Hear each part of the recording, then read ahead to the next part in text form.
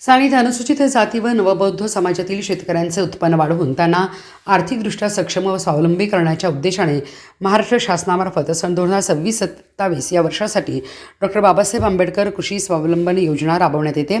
जिल्ह्यातील पात्र अनुसूचित जाती व नवबौद्ध शेतकऱ्यांनी या योजनेचा लाभ घेण्यासाठी तात्काळ ऑनलाईन अर्ज करावेत असे आवाहन जिल्हा परिषदेचे कृषी विकास अधिकारी मनोज कुमार वेताळ यांनी प्रसिद्धी पत्रकाद्वारे केले आहे।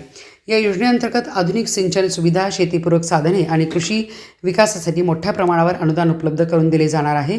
योजनेअंतर्गत नवीन सिंचन विहिरीसाठी 4 लाख रुपये, जुनी विहीर दुरुस्तीसाठी 1 लाख रुपये, शेततळ्याच्या प्लास्टिक अस्तिरीकरणासाठी 90% अनुदान अथवा कमाल 2 लाख रुपये, आकारमानानुसार अनुदान देय, इनवेल बोरिंग व पंप संच 10 अश्वशक्ती क्षमतेपर्यंत 90% अनुदान अथवा 40,000 रुपये, PVC HDPE पाईप व सोलार पंपांसाठी 100% अनुदान अथवा 50,000 रुपये, ठिबक व तुषार सिंचन संचासाठी 90% अनुदान किंवा 47,000 रुपये व 97,000 रुपये पूरक अनुदान, कृषी यंत्रसामग्रीसाठी 50,000 रुपये व परसबाग विकासासाठी 5,000 रुपये आर्थिक सहाय्य दिले जाणार आहे।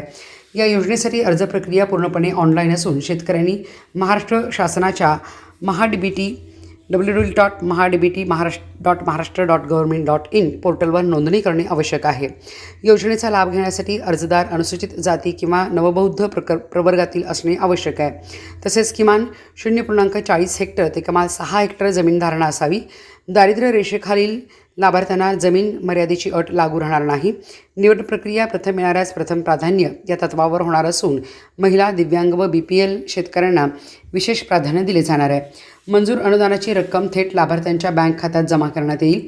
अधिक माहितीसाठी संबंधित पंचायत समितीच्या कृषी अधिकाऱ्यांशी किंवा जिल्हा परिषद कृषी विभागाशी संपर्क साधण्याचे आवाहन प्रसिद्धी पत्रकाद्वारे करण्यात आले आहे।